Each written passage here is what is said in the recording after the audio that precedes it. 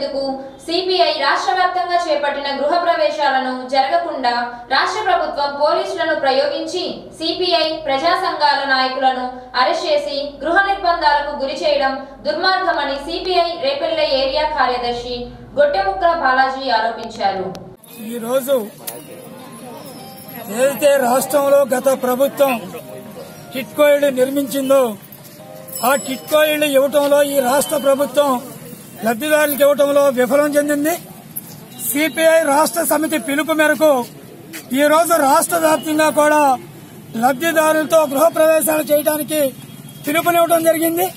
అందులో భాగంగానే ఈ రోజు ఆ గృహాల్లోకి లబ్దిదారులను తీసుకెళ్తుంటే ఇవాళ రాష్ట్ర ప్రభుత్వం మరి ఎక్కడికక్కడ సిపిఐ నాయకుల్ని అదేవిధంగా ప్రజా సంఘాల నాయకులను కూడా ఇవాళ హౌస్ అరెస్టులు చేయటం అనేది ఈ ప్రభుత్వం వ్యవహరిస్తున్న దుర్మార్గానికి నిదర్శనంగా నిలుస్తుంది.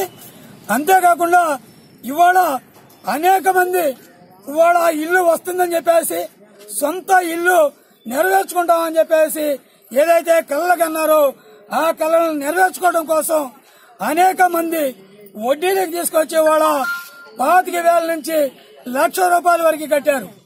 18 నెలలుగా ఇళ్లు లభించకపోవడంతో ఇంటి అద్దెతో పాటు ఇవాళ వడ్డీ కూడా చెల్లించాల్సిన భారం వాళ్ళ పడుతుంటో ఇవాళ వాళ్ళ లబ్దిదారులంతా కూడా నరకం అనుభవిస్తున్నారు. ఇవాళ ఏదైతే మేము గృహ ప్రవేశాలు చేస్తామంటున్నారో అనగానే ఇవాళ మేము పట్టాలు ఇస్తామని చెప్పేసి వాళ్ళ ప్రభుత్వం దిగి వచ్చింది. ఇది కేవలం సిపిఐ చేసిన పోరాట ఫలితంగానే వాళ్ళ ప్రభుత్వం దిగి వచ్చిందని చెప్పేసి కూడా మేము చెబుతున్నాం. అదేవిధంగా ఈ ఇల్లు అయితే ఏదైతే ఉన్నాయో ఆ ఇల్లు లబ్దిదారులకు ఇచ్చేంత వరకు ఇవాళ రాష్ట్ర ప్రభుత్వం అర్హులకైతే నివేశన స్థలాలు ఇస్తా ఉంది.